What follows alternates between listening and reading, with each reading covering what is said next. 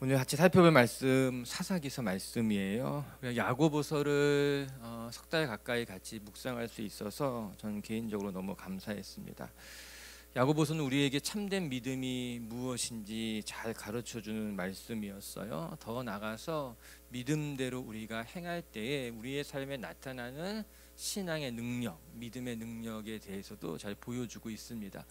왜 우리의 신앙이 무기력할까? 우리의 신앙에 행함이 없기 때문이다. 영혼이 없는 육신이 죽은 것 같이 행함이 없는 믿음이 죽은 것이다. 우리의 신앙이 무기력한 것은 믿음이 있다고 말하지만 행함이 없기 때문에 우리의 신앙이 무기력한 것 아니냐, 그렇게 이야기해 줬어요. 그래서 우리에게 행함이 있는 믿음의 길로 나아가라 말씀하고 있는 것 아니겠습니까? 전 우리 미치교회 식구들이 잘 믿고 또 믿음대로 행하면서 하나님의 능력을 경험하시는 분들이 되시기를 주님의 이름으로 축복합니다.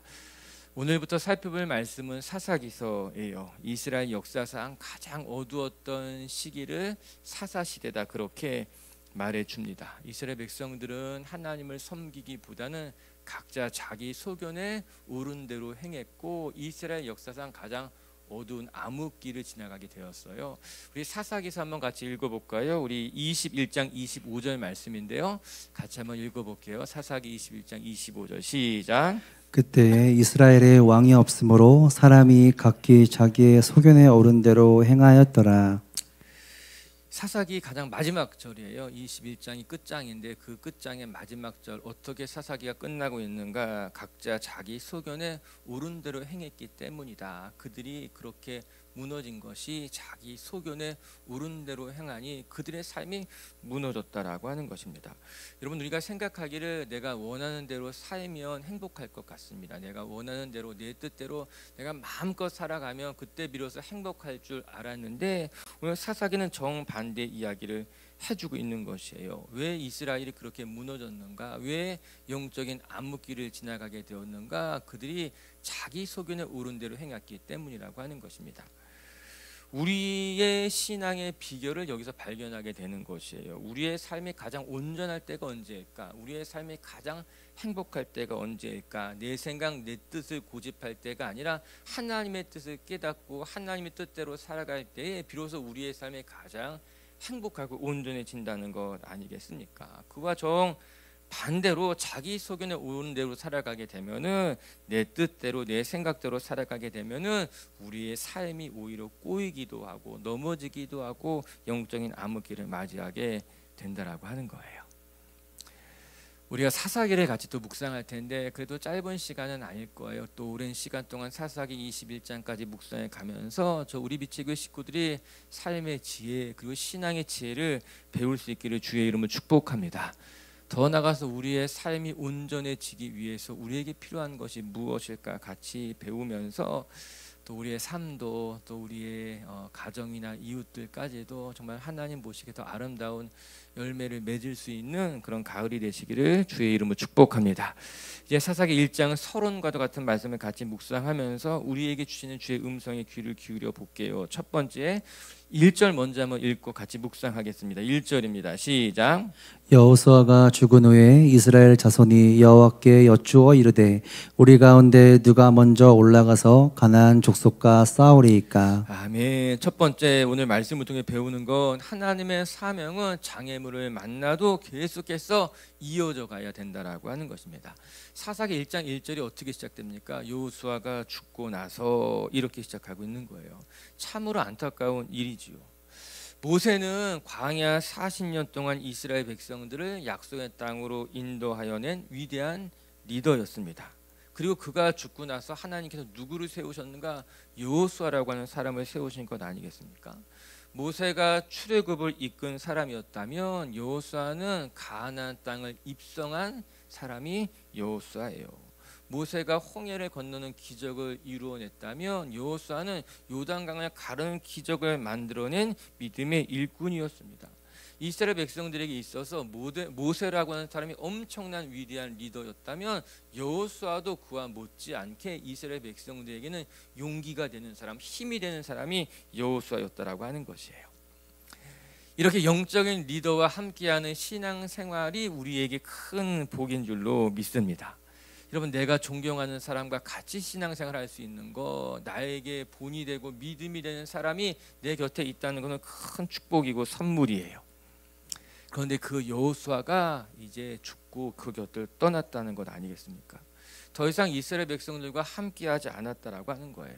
여러분, 이스라엘 백성들의 마음이 얼마나 허전했겠습니까? 허전한 것이 아니라 어쩌면 두려웠을 수 있습니다. 지금까지는 여호수아를 바라보고 신앙생활을 했는데, 지금까지는 여호수아가 나에게 큰 힘이 되고 본이 되었는데 그 별과도 같은 사람이 사라졌다라고 하는 거예요.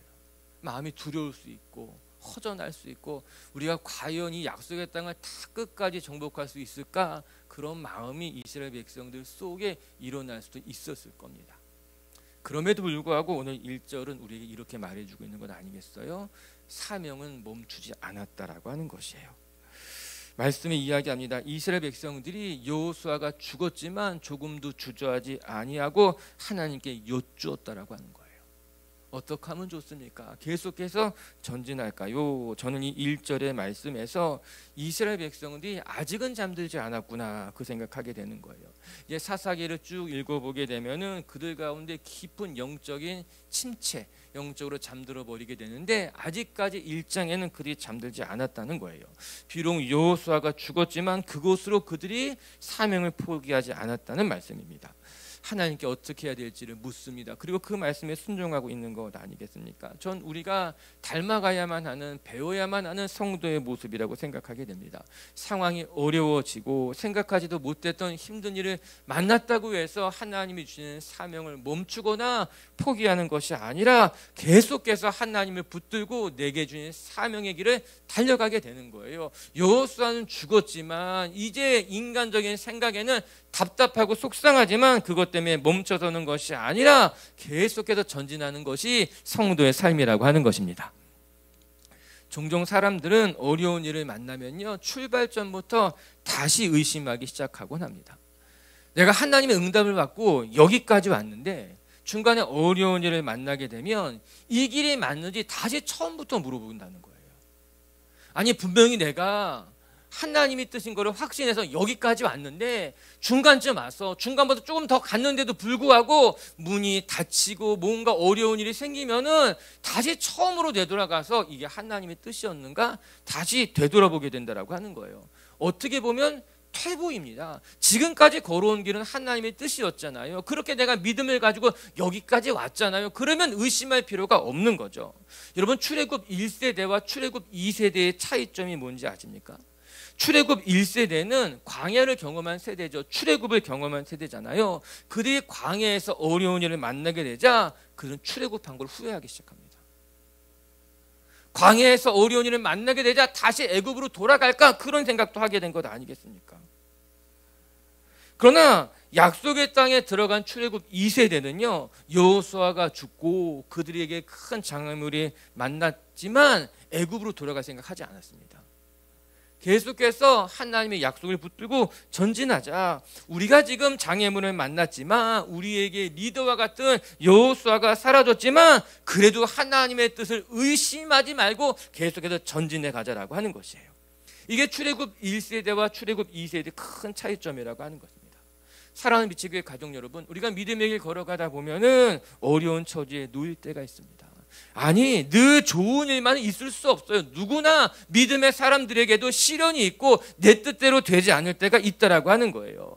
연일 승리를 거두다가도 큰 시련 앞에 우리 마음이 무너질 때가 있다라고 하는 거예요. 그러나 그렇다고 해서 주저앉는 것이 아니라, 그렇다고 해서 지금까지 걸어온 나의 순종의 길을 의심하는 것이 아니라 그 장애물 앞에서도 다시 일어나서 하나님의 뜻을 완수할 수 있는 성도님들 되시기를 주님의 이름으로 축복합니다. 여호수아는 요단강을 건너 약속의 땅을 정복했어요. 그리고 12지파에게 땅을 다 나눠 주었지만 안타깝게도 그것의 마무리는 하지 못했습니다. 약속의 땅을 완전히 정복하지는 못한 것이죠. 저는 이렇게 생각하게 됩니다. 그래도 여호수아는 자기의 사명은 다 감당한 것이다. 물론 약속의 땅을 모두 다 정복하지는 못한 채 죽었지만 그럼에도 불구하고 여호수아는 자기에게 주어진 자기 몫은 다한 것이다. 이제 남겨진 것은 이스라엘 백성들의 몫이라고 하는 거예요. 이 정복 전쟁을 끝까지 완수해서 하나님 땅으로 만드는 것은 여호수아의 사명인 것과 동시에 이제 남겨진 사람들의 몫이라고 하는 거예요. 그리고 이스라엘 백성들이 이 마무리를 위해서 잘 헌신했구나 그 생각하게 되는 거예요. 사명을 감당하다가 중간에 큰 장애물을 만났고 시련을 만났지만 그것 때문에 포기하지 않고 자신에게 주어진 사명의 길을 끝까지 마무리하려고 했던 것이 잘했다는 거예요. 여러분, 우리 속담에 가다가 멈추면 안이감만 못하다 그런 말이 있는 것 아니겠습니까? 중간에 멈추지 말라는 거예요. 중간에 멈추는 거 아쉽다, 어리석다. 그래서 중간에 멈추지 말라라고 하는 것입니다. 축복합니다. 우리 빛의 교회 식구들에게 영적인 근성이 있기를 주님의 이름으로 축복합니다. 우리가 믿음의 길을 걸어가다 보면은 지칠 때가 있고 힘들 때가 있지만 근성이 있어야 되는 거예요. 이거 하나님이 주신 것이라며 힘들어도 나 끝까지 감당할 거야. 나 어려워도 끝까지 감당할 거야. 사람마다요, 단거리에 강한 사람이 있고 장거리에 강한 사람이 있어요. 초반 레이스에 유독 특화된 사람이 있고 마지막 스파트를 정말 잘 내는 사람들이 또 있어요. 사람마다 다른 거예요. 어느 게 더 좋다 나쁘다는 아닌 것 같아요. 어떤 사람은 정말 처음에 잘합니다.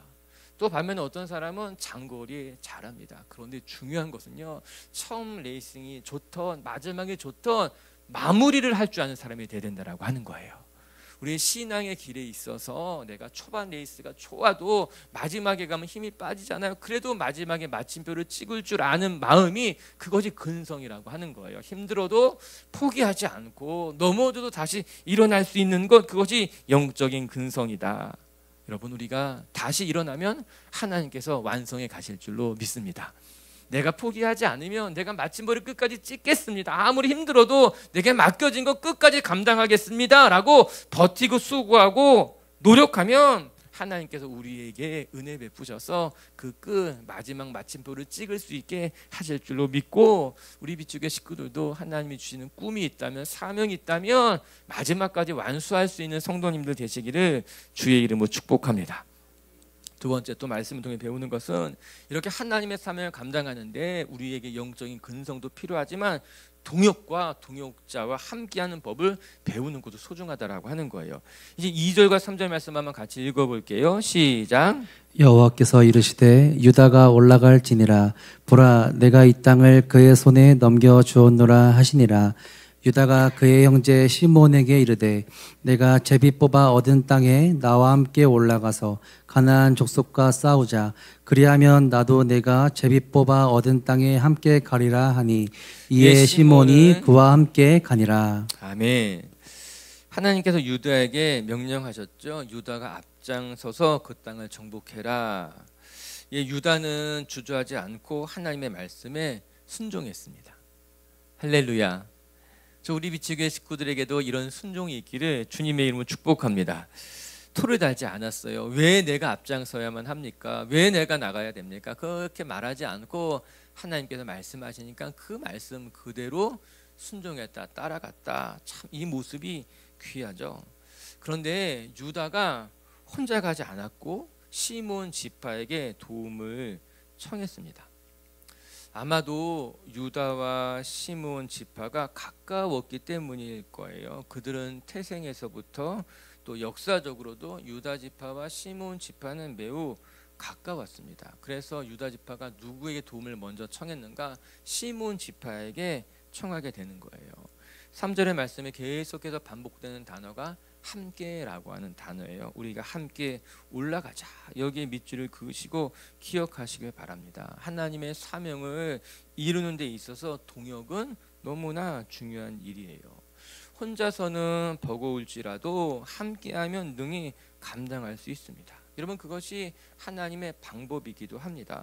하나님은 천지를 창조하실 때에도 또 인간을 하나님의 형상에 따라 지으실 때에도 혼자 하지 않고 함께 하셨습니다. 성부 하나님과 성자 하나님과 성령 하나님이 함께 창조하셨고 함께 이끌어 가셨던 것 아니겠어요? 여러분, 그것이 하나님의 존재 방식이에요. 하나님의 모습이에요. 그래서 우리도 함께 할 줄 알아야만 합니다. 혼자서만 열심히 수고하는 것이 아니라 마음을 나누고 또 삶을 나누면서 동역하는 법을 배우고 함께 감당하는 법을 배울 때에 비로소 하나님의 역사가 더 크고 멋지게 나타나게 되는 거예요. 여러분, 한번 생각해 보십시다. 여러분, 이 일이 유다가 혼자 감당할 수 없는 일이었잖아요. 그렇죠? 그렇다면 하나님께서 유다에게 다른 지파와 함께 올라가라 이렇게 말했어야만 하는데, 그렇게 이야기하지 않고 그냥 유다 지파에게 올라가라 말씀하신 거예요. 그러면 앞뒤가 맞지 않죠. 차라리 처음부터 이 땅을 정복하는 것 너 혼자 감당할 수 없으니 두세 지파가 함께 가야 된다 이렇게 말씀하시는 것이 맞지요. 그런데 하나님께서 그리하지 않았습니다. 유다 지파에게 말씀하셨어요. 유다야, 내가 먼저 올라가라. 왜 하나님께서 유다 지파에게 먼저 올라가라고 이야기했겠습니까? 혼자 가면 안 되는데 처음부터 같이 하라고 말씀하셨으면 좋았을 것인데, 하나님께서 유다 지파에게 그리고 12지파에게 가르쳐 주시는 것만 같은 거예요. 처음부터 시몬 지파와 같이 해라 이렇게 말씀하지 않고 하나님께서 함께 도움을 청하기도 하고 그 도움을 받아들이기도 하면서 함께 하나님의 나라를 일구어가는 법을 가르쳐 주시기 위해서 유다에게 너 도움을 청할 줄도 알아야 돼. 시몬 지파는 그 도움을 받고 함께 도와줄 줄도 알아야 돼. 하나님께서 원하시는 것이 그런 것이 아니었을까? 여러분, 우리는 도움을 청하는 것이 쉽습니까? 도와주는 것이 쉽습니까? 도움을 받는 게 쉽습니까? 남을 도와주는 게 쉽습니까? 사람마다 다르겠죠. 근데 아마 거의 대부분은 도움을 받기보다는 도와주는 쪽을 선택할걸요. 내가 날 좀 도와주세요 라는 말은 내가 입 밖으로 꺼내지는 못해요. 그래도 내가 남을 도와주는 것은 잘할 수 있어요. 아마 대부분 그럴 거예요. 우리의 마음속에 자존심 같은 거, 그래도 내가 도움을 받기보다는 도움을 주는 사람이 되고 싶은 것, 이런 것 등등이겠지요. 그런데 우리가 잊지 말아야 될 것이, 여러분, 건강한 신앙인이란 어떠한 사람일까? 또 건강한 사람이란 어떠한 사람일까? 함께하는 것이 부끄럽지 않은 사람들이라고 하는 거예요. 때로는 도움을 청할 줄도 알고, 또 때로는 도움을 받을 줄도 알고, 또 때로는 도움을 줄 아는 것이, 그게 건강한 사람들의 모습이라고 하는 거죠. 평생 도움만 주며 살기 어렵습니다. 평생 도움 한 번 안 받고 살기도 어렵습니다. 진짜 건강한 사람이라면 때로는 도움을 청할 줄도 알고, 또 때로는 도움을 받을 줄도 알면서 함께 동역하며 살아가는 것이 사람 살아가는 모습이죠. 건강한 신앙인의 모습인 건 아니겠습니까? 전 유다가 지혜롭다고 생각해요. 왜? 교만하지 않으니까. 유다는 가장 강한 지파였음에도 불구하고 혼자 하려고 하지 않고 시몬 지파에게 도움을 청합니다. 같이 하자. 나 혼자 해도 잘하면 할 수 있을 것 같지만 같이 하면 반드시 이길 수 있으니까 우리 같이 하자. 그러면 나도 너를 도와줄게. 우리 공동체가 이렇게 함께하는 법을 배우고 함께 걸어가는 법을 배우고, 그래서 우리 공동체가 진짜 하나님 보시기에 아름답고 정말 서로가 서로에게 힘이 되는 공동체가 되었으면 좋겠습니다. 전도서의 유명한 말씀 한 절 같이 읽어볼게요. 전도서 4장 12절이에요. 한번 읽어보겠습니다. 시작. 한 사람이면 패하겠거니와 두 사람이면 맞설 수 있나니 세 겹줄은 쉽게 끊어지지 아니하느니라. 한 사람이라면 패하겠지만 두 사람이라면 맞설 수 있어. 그러나 세 겹줄이라면 절대로 패하지 않을 거야, 이 말씀이죠. 그리고 이것이 정답인 건 아니겠습니까? 여러분, 혼자 나아가면 패할 수 있어요. 그러나 둘이 함께하면 맞설 수 있어요. 그러나 셋이 모이잖아요. 셋이 같이 기도하잖아요. 그러면 이길 수 있어요. 감당할 수 있다라고 하는 거죠. 이것이 승리의 법칙이다. 이것이 하나님 나라의 법칙이라고 하는 거예요.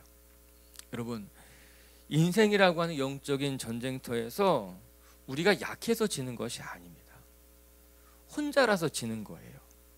내가 연약해서 무너지는 것이 아니라 협력할 줄 모르기 때문에 무너지는 거예요. 모든 사람들은요 혼자서 이길 수 없습니다. 그렇기 때문에 세상에는 강한 자와 약한 자로 나눠지는 것이 아니라 협력할 줄 아는 자와 협력할 줄 모르는 사람으로 나눠지는 법이에요. 협력할 줄 아는 사람들은 아무리 큰 장애물을 만나도 함께 맞서서 이겨내지만, 아무리 강한 사람이라 하여도 혼자 버티다 보면은 무너지게 되죠. 쓰러지게 되죠. 그래도 협력할 줄 모르면 질 수밖에 없는 거예요. 저는 바울과 실라의 모습이 늘 아름답게 여겨집니다. 그들이 옥에 갇혔을 때에 얼마나 마음이 낙심됐겠지요. 속상했겠지요. 무서웠겠지요. 그럼에도 불구하고 그들이 어떻게 했는가? 같이 기도하고 같이 찬송한 것 아니겠습니까? 어려운 상황에 놓였다고 실라가 바울에게 왜 여기까지 오자고 했냐? 당신이 처음부터 로마 시민이라는 것을 밝혔으면 되지 않냐? 왜 말하지 않았냐? 탓할 수 있었겠죠. 바울 역시 속상한 마음에 너 좀 가만히 있어라. 내가 리더야. 넌 내 말 따르면 되지. 그렇게 이야기할 수 있었겠죠. 그런데 그리하지 않았습니다. 그들이 억울하게 옥에 갇혔고 억울하게 문매를 맞았지만 그들은 서로 협력했습니다. 같이 기도하고 같이 찬송하자 놀라운 하나님의 역사가 그 옥문을 흔든 건 아니겠어요? 빌립보의 교회가 세워진 건 아니었겠습니까? 그것이 동역의 힘이에요. 남 탓하지 않고 어려울 때 여러분 힘들면요 미천이 드러나게 되어 있습니다. 그래서 더 날카로워지고 더 예민하게 되고 더 다투기가 쉽습니다. 그러나 힘들수록 의지하고 어려울수록 동역하게 된다면 비로소 우리의 신앙이 넓어지게 되는 거예요. 견고해지게 되는 것 아니겠습니까?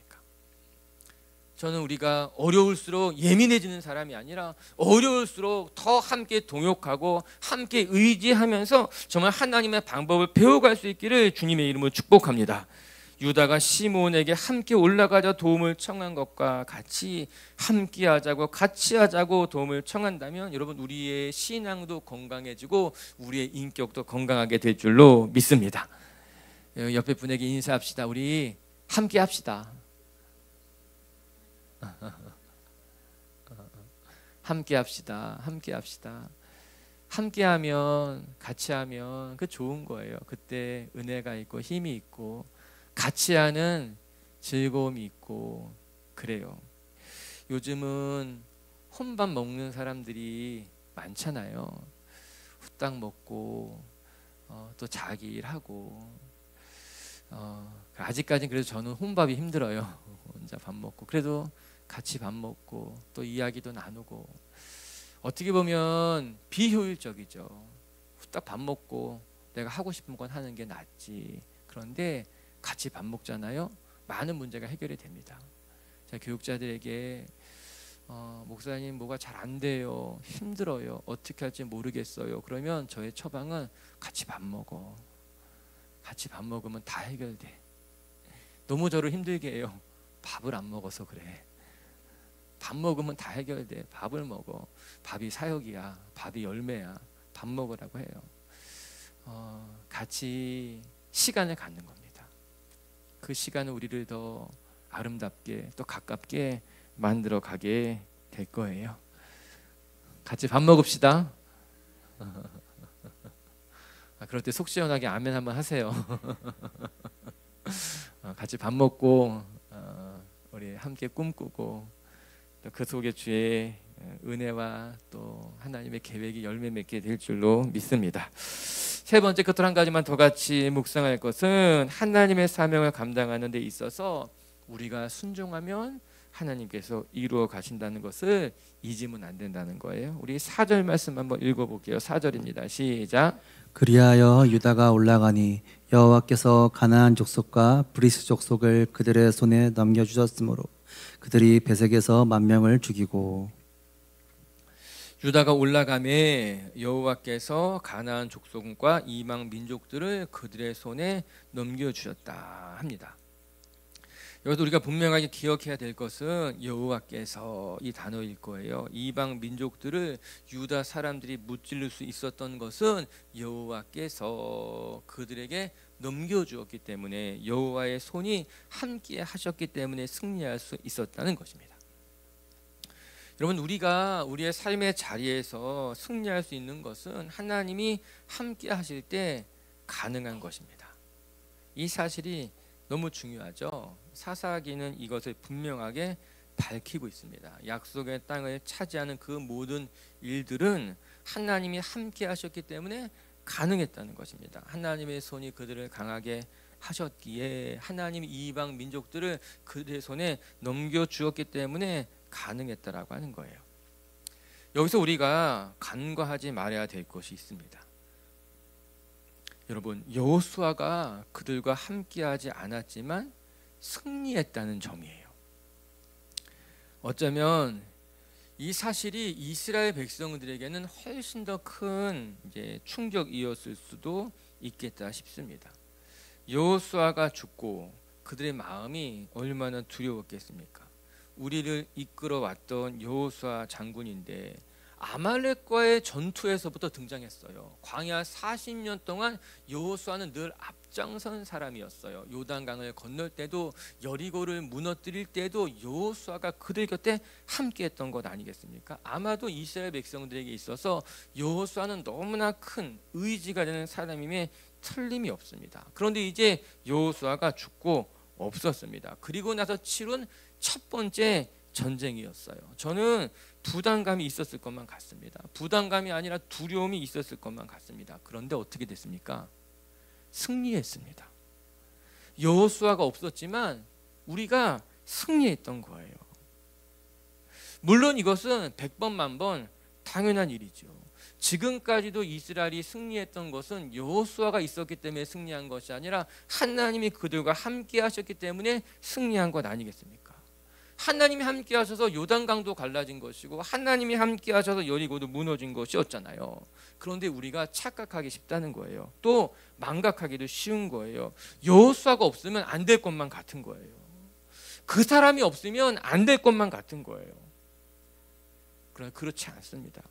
물론 신실한 사람, 믿음의 사람이 함께하면 당연히 우리에게 큰 힘이 될 것입니다. 하지만 우리가 사람을 의지하는 순간 우리의 신앙은 무너지기 시작하는 거예요. 우리가 사람을 의지하는 순간 그때부터 우리의 신앙에 균열이 일어나게 된다라고 하는 거예요. 오늘 사사기서 1장은 우리에게 매우 중요한 그 교훈을 말해주면서 시작하고 있는 것입니다. 여호수아가 죽었지만 그들은 승리했다는 거예요. 여호수아가 그들 곁에 없었지만 하나님의 사역은 멈추지 않고 계속해서 앞으로 전진해 갔다라고 하는 것입니다. 지금까지의 승리가 사람의 승리가 아니라 하나님의 역사라는 것을 보여주고 있는 것 아니겠습니까? 우리가 살아가다 보면은 사람이 의지가 될 때가 있습니다. 그 사람이 없으면 안 될 것만 같고, 그러나 여러분 기억하시길 바랍니다. 우리가 지금까지 살아온 건 우리 찬송에 들은 것 같이 주의 은혜라. 하나님이 함께 하셔서 우리가 여기까지 올 수 있었던 것이다. 늘 기억하면서 하나님과 동행할 수 있기를 주의 이름으로 축복합니다. 여기에 놓치지 않아야 될 것이 한 가지가 있는데 오늘 그 말씀 보고 마무리를 할게요. 4절에 유다가 올라가매 이 단어예요. 여기 밑줄을 그으셔야만 합니다. 하나님이 언제 역사하셨는가? 유다가 올라갈 때에 하나님이 역사하신 거예요. 유다가 올라가매 그때 주의 역사가 함께 나타나게 됐다. 우리가 하늘만 쳐다보고 있는다고 해서 하나님께서 일하시는가? 그렇지 않습니다. 우리가 지난 시간 야고보서 마지막에 무엇을 배웠습니까? 농부의 인내에 대해서 배웠잖아요. 농부의 인내, 그 무엇입니까? 자기가 해야 할 일을 다 마치고 하늘을 바라보는 것이 농부의 인내라고 하는 거예요. 아무것도 하지 않고 하나님이 비 내려주실 것을 바라는 것이 아니라 농부는 자기가 해야 할 일을 다 마치고 나서 하늘을 바라보고 하나님을 기다린다는 것 아니겠습니까? 우리가 배워야만 하는 농부의 자세라고 하는 거예요. 여러분, 유다는요 용기를 가지고 맞서 싸우기 위해서 올라갔습니다. 그때 하나님이 역사하신 거예요. 홍해 앞에서 모세가 주저하고 있을 때에 하나님이 모세에게 무엇이라고 말씀하셨습니까? 우리 출애굽기 14장 15절 16절 말씀 한번 같이 읽어볼까요? 출애굽기 14장 15, 16절 시작. 여호와께서 모세에게 이르시되 너는 어찌하여 내게 부르짖느냐. 이스라엘 자손에게 명령하여 앞으로 나아가게 하고 지팡이를 들고 손을 바다 위로 내밀어 그것이 갈라지게 하라. 이스라엘 자손이 바다 가운데 마른 땅으로 행하게 될 것이다. 아멘. 모세야, 너 어찌하여 내 앞에서 이렇게 주저하고 있냐? 왜 내게 부르짖기만 하냐? 이게 기도한다는 게 아니야. 망설이고 있었다는 거예요. 하나님 말씀하는 거죠. 모세야, 어찌하여 홍해 앞에서 망설이고 있어? 왜 주저하고 있어? 사람들에게 명해서 앞으로 나아가게 해. 너의 지팡이를 들어서 바다를 향해 내밀어. 그러면 역사가 나타날 것이야. 이야기하고 있는 것 아니겠어요? 하나님이 우리에게 지금 말씀하고 계신지도 모릅니다. 정훈아, 왜 멈추고 있어? 얘들아, 왜 가만히 있어? 왜 주저하고 있어? 너희들이 올라가야 할 것이니라. 너희들이 바다로 뛰어가야 할 것이니라. 그러면 하나님이 일하시고 역사하신다라고 하는 거예요. 여러분, 가만히 있으면 아무것도 안 돼요. 아무것도 안 하고 있으면 하나님이 기다리고 계셔요. 오늘 우리에게 주님이 원하시는 것이 무엇이냐? 가만히 있지 말아라. 멈춰서 있지 말아라. 하나님의 약속을 붙들고 앞으로 나아가. 그러면 하나님이 일하실 거야. 오늘도 하나님이 우리를 통해서 일하실 줄로 믿습니다.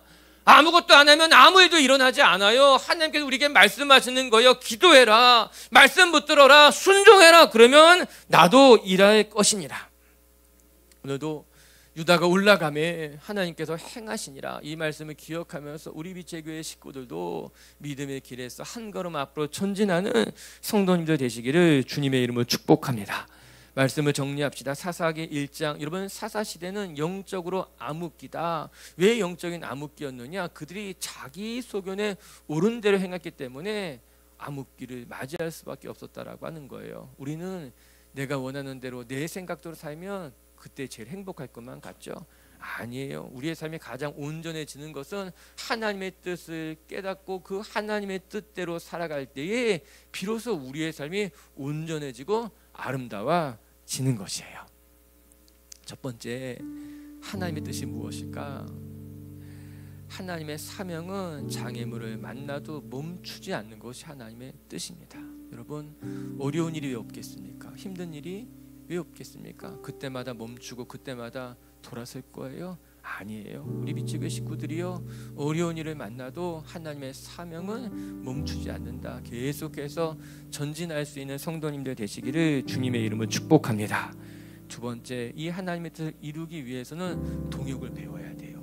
동역하는 법을 배울 때 우리의 삶은 더 견고해지고 넓어지게 될 줄로 믿습니다. 세 번째, 하나님의 사명을 이루기 위해서 여러분, 우리가 올라가야 돼요. 올라가면 하나님께서 이루실 거예요. 할렐루야.